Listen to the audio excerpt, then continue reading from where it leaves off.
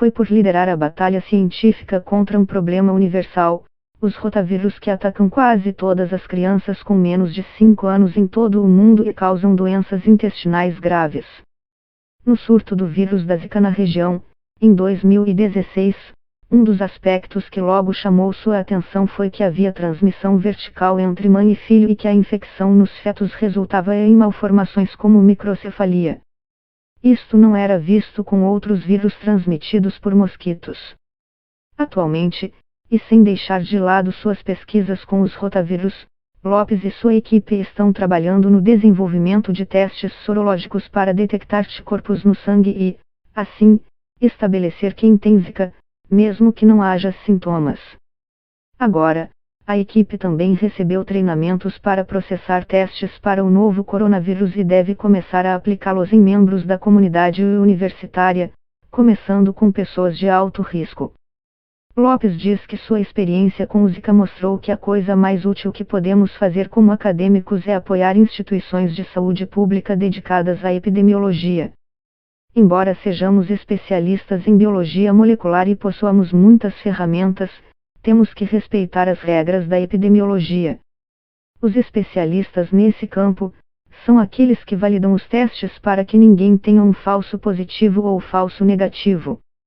Hoje entendo muito bem a rigidez das autoridades de saúde e do Departamento de Epidemiologia do país para que os testes sejam realizados da maneira correta.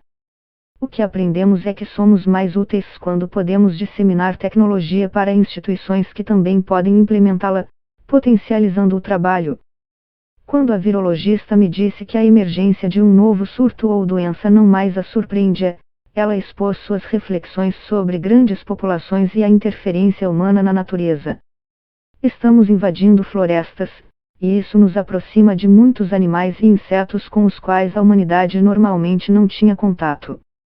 Dessa forma, muitos vírus que estavam em seus hospedeiros naturais, mosquitos, morcegos e outros animais, infectam as pessoas. Nos casos de Ebola, Zika e coronavírus, o que aconteceu é que o vírus começa a se adaptar ao corpo humano, e a transmissão da infecção viral entre as pessoas começa a ser desencadeada. As pessoas não visualizam o quão importante é a pesquisa científica até que o surto chegue em cima.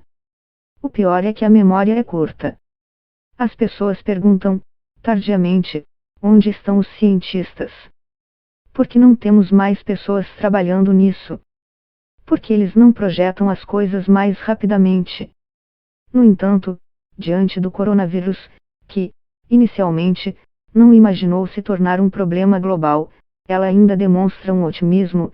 É preciso encará-lo sem medo, pois 80% dos casos são leves, diz, enfatizando a necessidade de manter o isolamento social e seguir as recomendações dos especialistas. Embora eu tenha lido e estudado pandemias, surtos e epidemias, porque é um assunto pelo qual eu sempre fui apaixonado, fiquei chocado ao ver o que um micro-organismo estava gerando no mundo inteiro. Quando começamos a perceber que se tratava aparentemente de uma nova recombinação, um novo vírus que surgiu do grupo dos coronavírus com propensão a saltar entre as espécies, comecei a me preocupar, diz o pesquisador, com um doutorado em biologia molecular. E conhecendo o Sistema Nacional de Diagnóstico, que é centralizado, logo pensei que isto rapidamente levaria a um gargalo, diz o professor da Universidade Nacional de San Martín, Unção. Assim, com colegas do laboratório que fundou, o Xintes, Commerce desenvolveu um plano de ação para reorientar parte da tecnologia que já desenvolviam para diagnóstico de outras doenças infecciosas. E colocaram-se à disposição das autoridades sanitárias de seu país, que os encarregaram de gerar um teste para o coronavírus, se preparando para a demanda por diagnóstico na chegada do pico da epidemia. Commerce diz que ele e sua equipe estão trabalhando em um teste molecular simples, confiável, barato e rápido, e que leve em consideração as realidades latino-americanas onde não há infraestrutura sofisticada para fazer os testes moleculares usados em outras partes do mundo. E deu certo, o dispositivo com o qual a equipe trabalha é muito semelhante aos testes de gravidez, com uma gota de sangue determinando em 5 minutos se uma pessoa tem dengue. O teste detecta especificamente a presença de um anticorpo que aparece cedo, a imunoglobulina M, IM. Em 2014, o Ministério da Defesa argentino solicitou o teste rápido de dengue para seus soldados em missão da ONU no Haiti. Segundo o Commerce, o dispositivo foi amplamente utilizado durante o surto epidêmico no país caribenho. De acordo com o Commerce, o teste tem a aprovação das autoridades sanitárias de seu país e já está sendo implementado em algumas províncias da Argentina. A lição mais importante que a nossa experiência com a dengue nos deixou é que as ferramentas que o sistema de saúde precisam estão além do que nós, acadêmicos, acreditamos ser o melhor. Às vezes, a pessoa fica muito trancada no conhecimento dos laboratórios, no mundo dos especialistas, dos acadêmicos, e perde a perspectiva do que o sistema de saúde realmente precisa como soluções, diz o professor. Embora tanto o vírus da dengue e o coronavírus tenham como material genético o RNA, seus diagnósticos são absolutamente diferentes, explica o microbiólogo. O caso do coronavírus é totalmente novo. Na verdade, é um vírus com 90 dias de idade. Não está claro se os testes sorológicos ou imunológicos têm valor e, se tiverem, que valor é esse? É por isso que não estamos mirando necessariamente longe, mas no que a emergência pede hoje, que é detectar pessoas portadoras do vírus, sintomáticas ou assintomáticas.